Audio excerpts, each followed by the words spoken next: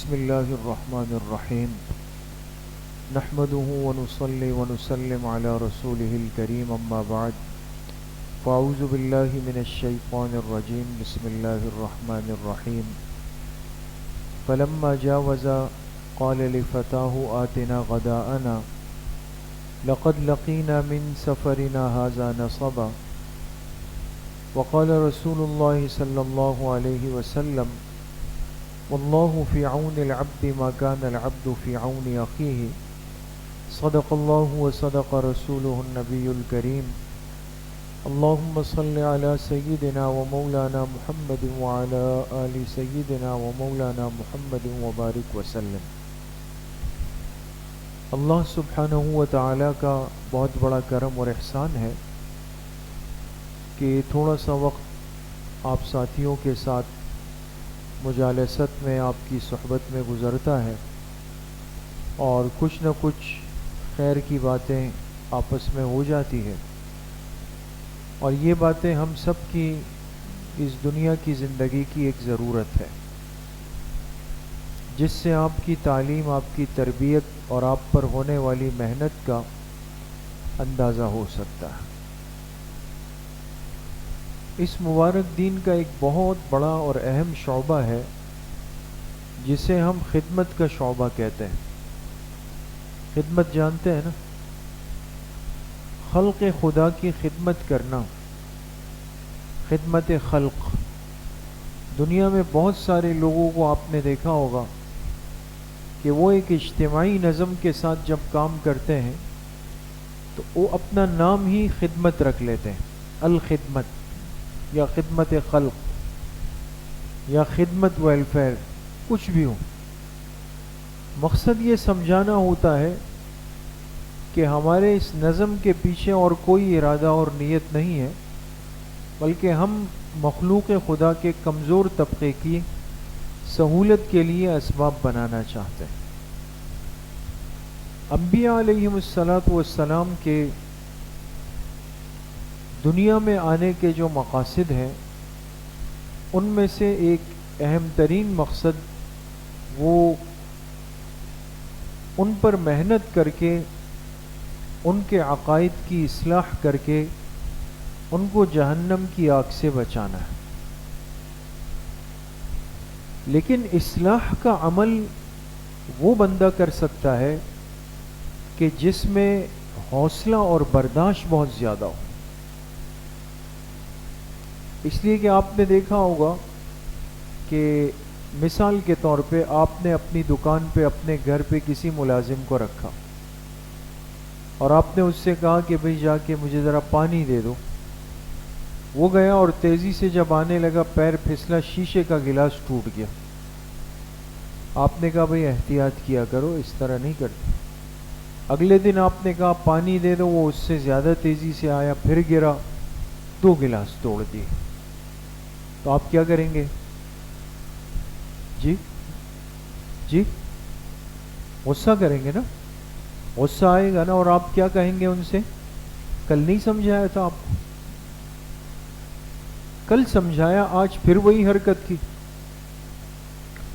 اصلاح کے عمل میں برداشت سے انسان نکلتا ہے۔ یہ آسان کام نہیں ہے دوستو، یہ مستقل تربیت چاہتی ہے۔ اس لیے حدیث پاک میں آپ علیہ الصلوۃ والسلام نے فرمایا، اللہ پاک نے جس کو اپنی نبوت کے لیے چننا تھا تو ہر نبی سے بکریاں چروائی گئی۔ یہ روایت سنی ہے کسی نے؟ ہر نبی سے کیا چروائی گئی؟ بکریاں۔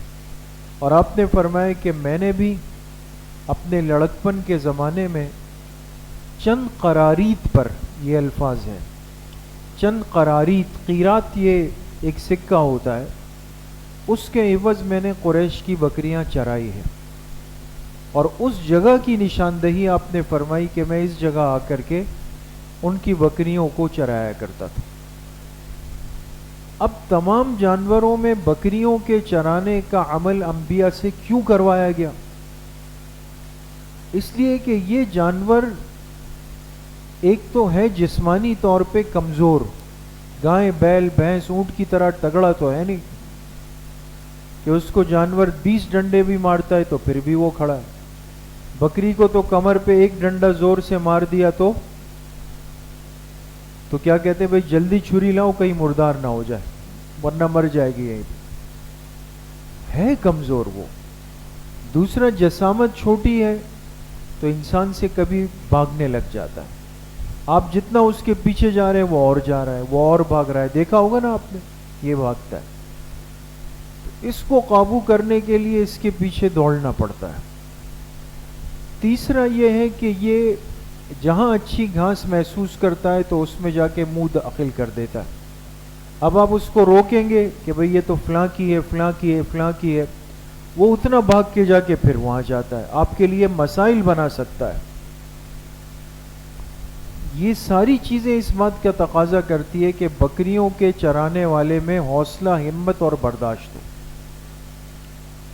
تو جب ایک بندہ بکریوں کا ریوڑ چرانے کی صلاحیت پیدا کر لیتا ہے اپنے اندر, اس آدمی کا ظرف بڑا ہو جاتا ہے. انبیاء علیہ والسلام نے تو اپنی پوری امت کو لے کے چلنا ہوتا ہے, اور امت کے اندر ابو لہب بھی ہے, ابو جہل بھی ہے, موسیٰ علیہ السلام کی امت میں فرعون بھی ہے, ابراہیم علیہ السلام کی امت میں نمرود بھی ہے.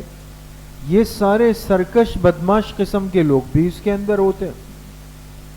اب ہر بندے کو قابو کرنا, اس سے بات کرنا, اس کی بات سننا, اتنا حوصلہ اور برداشت رکھنا, یہ چاہتا ہے کہ اس سے پہلے آپ کی اس درجے کی تربیت اور ٹریننگ ہو چکی ہو. بات سمجھ میں آ گئی؟ تب جا کے انسان کے اندر یہ مزاج اور مادہ پیدا ہوتا ہے. انبیاء علیہ والسلام کی زندگی میں فطری طور پہ خدمت کا مادہ ہوتا ہے, کسی کے کام آنے کا مادہ ہوتا ہے, اور امت کو اس بات کی ترغیب دینے کا مزاج ہوتا ہے کہ بھئی ہمیں آپس میں ایک دوسرے کے ساتھ کیسے چلنا ہے. تو خدمت آپ کی زندگی کا ایک اہم جز ہے دوستو. لفظ تو بہت سادہ ہے, عام ہے. اچھا بھئی آپ شام کو کہاں ہوتے ہیں؟ میں ذرا گھر کی خدمت میں ہوتا ہوں. طلبہ کہتے ہیں نا میں گھر والوں کی خدمت کرتا ہوں. اچھا آپ کہاں ہوتے ہیں؟ جی میں اپنے حضرت کی خدمت میں ہوتا ہوں. آپ کہاں ہوتے ہیں؟ یہ میں استاذ کی خدمت کرتا ہوں. آپ کہاں ہوتے ہیں؟ جی ہمارے فلاں رشتہ دار بیمار ہے, آج کل ان کی خدمت میں ہوتا ہوں. یہ جملہ سنا ہے کبھی آپ لوگوں نے؟ سنا ہے نا؟ یہ چیز تو بہت عام ہو گئی کہ خدمت اور خادم خاص,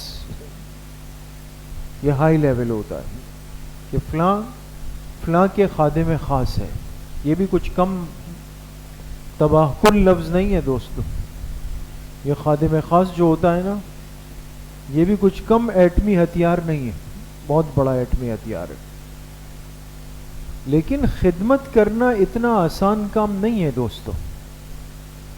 آج ہماری خدمت بوجہ ضرورت ہے. مجھے اپنی بات کر رہا ہوں, آپ تو اچھے لوگ ہیں. مجھے اپنے استاد سے کام پڑا, ان کا سائن چاہیے, میرے کوئی کاغذات, ڈاکیومنٹ, سند ان کے پاس ہے. اب میں کئی سالوں سے اپنے مدرسے نہیں گیا. ایک مثال دے رہا ہوں, ایسا کرتے نہیں ہم, کئی سالوں سے نہیں گیا. آج کسی کام سے کہیں گیا تو مجھے کہا گیا کہ بھئی آپ کے تو دورے کی اوریجنل سند چاہیے اور اس پر محتمم صاحب کا نیا سائن چاہیے. اب یاد آیا کہ اوہو, مدرسے تو گئے ہوئے 3.5 سال ہو گئے, محتمم صاحب کو دیکھے ہوئے 2.25 سال ہو گئے. اب تو جانا تو ہے, کیا کریں؟ تو اگلے دن گئے, 1 درجن کیلے بھی لیے ساتھ میں, 1 درجن نا, اور 1 عطر کی چھوٹی والی شیشی لے لی, اتنی والی, اور گئے تو حضرت کے ساتھ بیٹھے, ہدیہ پیش کیا. تو جی کیسے ہیں؟ ٹھیک ہے, خیریت. کیسے آنا ہوا؟ بہت یاد آ رہی تھی آپ کی, بہت یاد آ رہی. 3 راتوں سے مسلسل آپ کو خواب میں دیکھ رہا ہوں. آپ تشریف لاتے ہیں، کبھی میری کمر پہ ہاتھ رکھتے ہیں، کبھی میری پیشانی پہ بوسہ دیتے ہیں، کبھی مجھ سے پوچھتے ہیں یار کہاں ہو، آئے نہیں، مبشرات سناتا ہوں ان کو. تو بس وہ بے چین تھا 3 دن سے، نہ کچھ کھایا پیا نہ کام ہوا، بس آپ کی زیارت اقدس کے لیے حاضر ہوا ہوں. بڑے ہوتے ہیں وہ خوش ہو جاتے ہیں، چلے بھئی دیر صحیح آیا تو صحیح. وہ حال احوال کرتے ہیں، یہ اپنے فضائل سنا رہا ہوتا ہے، میں یہ بھی کرتا ہوں، میں یہ بھی کرتا ہوں، میں یہ بھی کرتا ہوں، ساری چیزیں ہوں گی. اب وہ عاجزین سمجھتے ہیں کہ شاید واقعی اس کو دیر سے یاد آئی، لیکن ہم یاد تو آ گئے. جب وہ پھر وہ کہتے ہیں چلیں ٹھیک ہے انشاءاللہ پھر ملاقات ہوگی. بس وہ استاد جی ایک چھوٹی سی بات بھی تھی، وہ مجھے سند چاہیے تھی. کارروائی سمجھے دوست؟ یہ 2 نمبری آج کل ہمارے مزاج میں فن بن چکی ہے. فن. بہت سارے فضلاء اس وقت اپنے اساتذہ سے ملتے ہیں جب ان کو وفاق کے اسناد کی ضرورت پڑ جاتی. سب ایسے نہیں ہیں، لیکن ایک بڑی تعداد کا ایک مزاج بن چکا ہے دوست. باتیں نہیں کریں گے کوئی آپس میں. تو یہ بہتری کی صورت ہے یا بیماری کی صورت ہے دوست؟ جی بیمار ہونے کی صورت ہے. خدمت کرنے والا وہ ہوتا ہے یا وہ بن سکتا ہے کہ جس کے اندر بنیادی طور پر 4 باتیں ہوں. کتنی باتیں؟ آسان سی باتیں لیکن ہے بڑی اہم. آپ اگر یہ چاہتے ہیں نا آپ استاذ کی خدمت کریں، شیخ کی خدمت کریں. ساتھی انگڑائی لے رہے ہیں، یہ فارغ ہو جائے تو پھر بات کرتا ہوں. آپ کو مجلس میں بیٹھنے کا طریقہ نہیں پتا آپ؟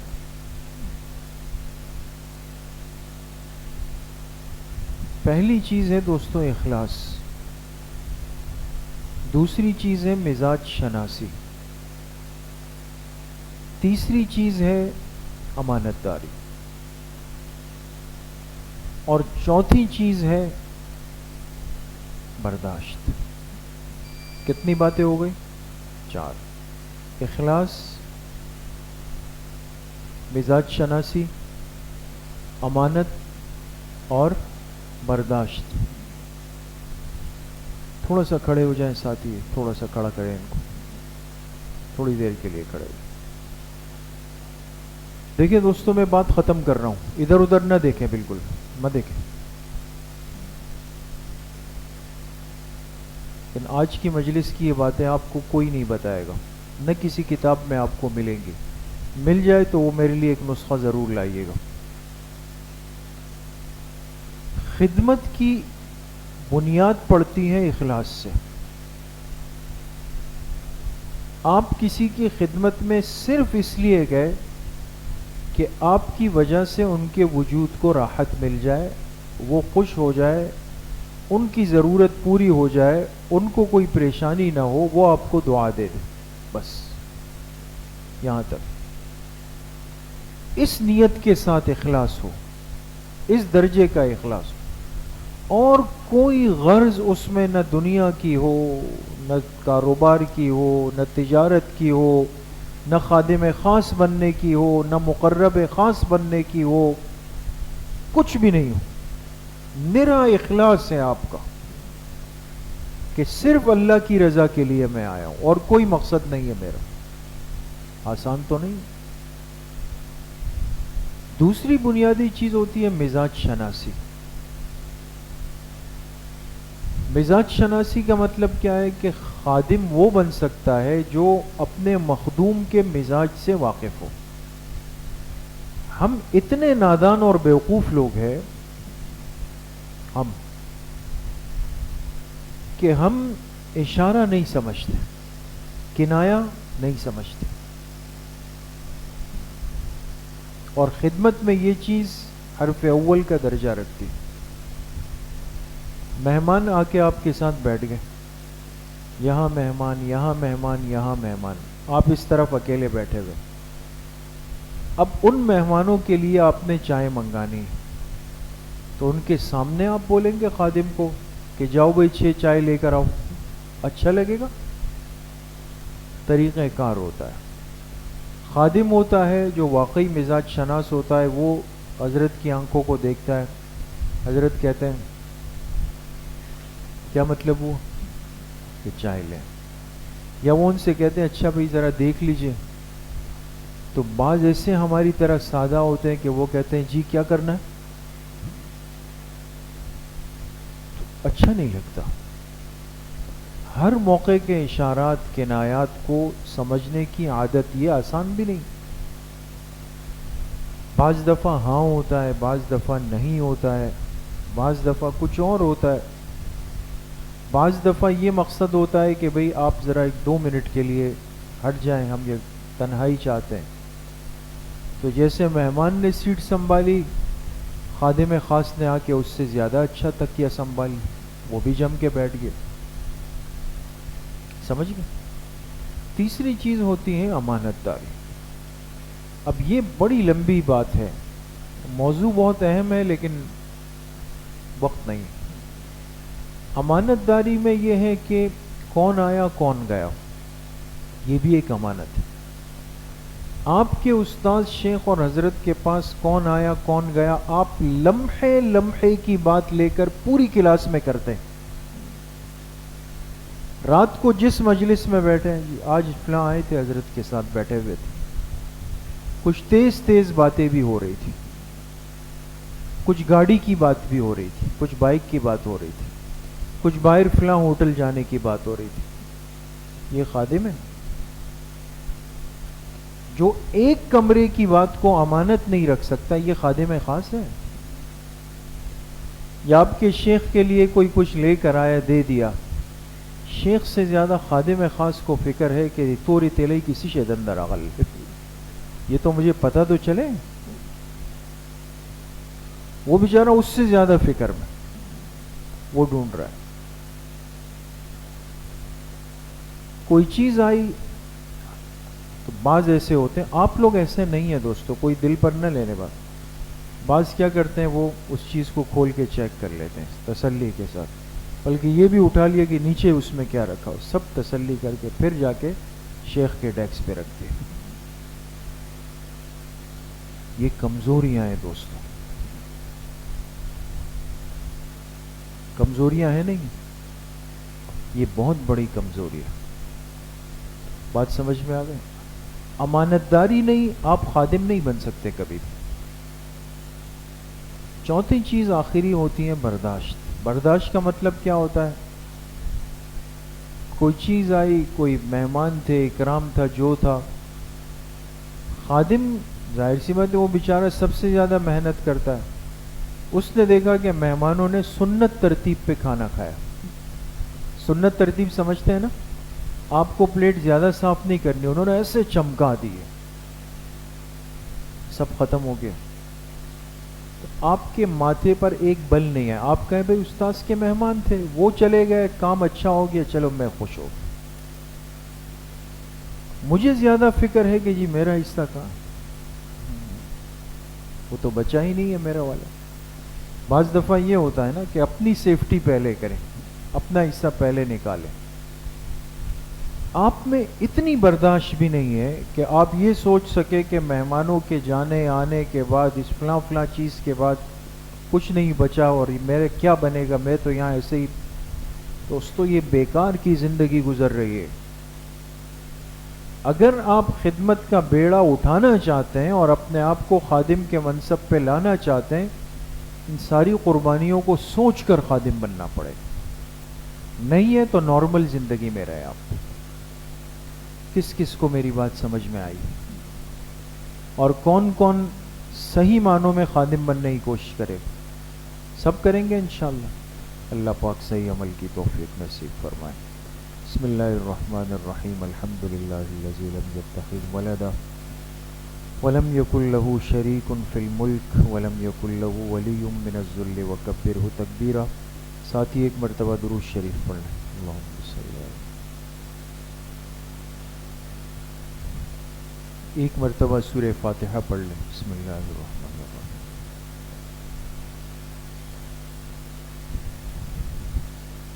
ایک مرتبہ سورہ علم نشرح پڑھ لیں. بسم اللہ الرحمن. ایک مرتبہ سورہ اخلاص پڑھ لیں. بسم اللہ الرحمن الرحیم. اللہ احد اللہ الصمد. ایک مرتبہ درود شریف پڑھ لیں. اللہم صلی علی.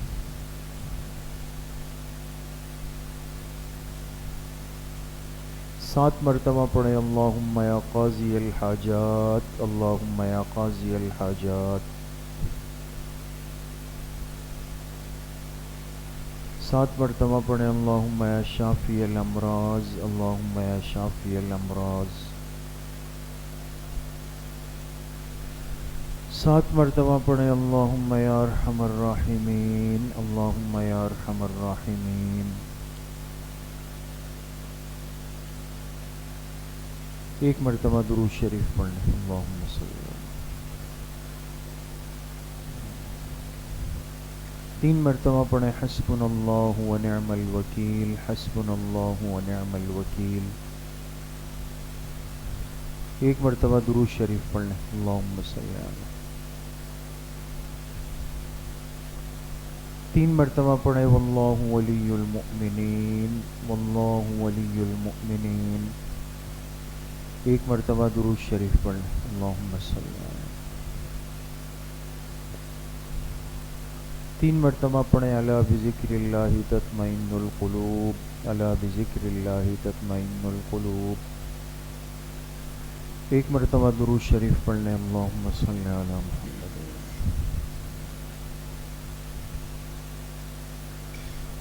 تمام ساتھی کچھ دیر کے لیے مراقبہ کر لیں. سروں کو جھکا لیں. آنکھیں بند کر دیں. دل کی طرف متوجہ ہو جائے. تصور کریں اللہ کی بارگاہ سے انوارات، فیوزات، تجلیات اتر رہے ہیں، میرے دل میں سما رہے ہیں. میرے دل کی ہر دھڑکن کہہ رہی ہے اللہ اللہ اللہ.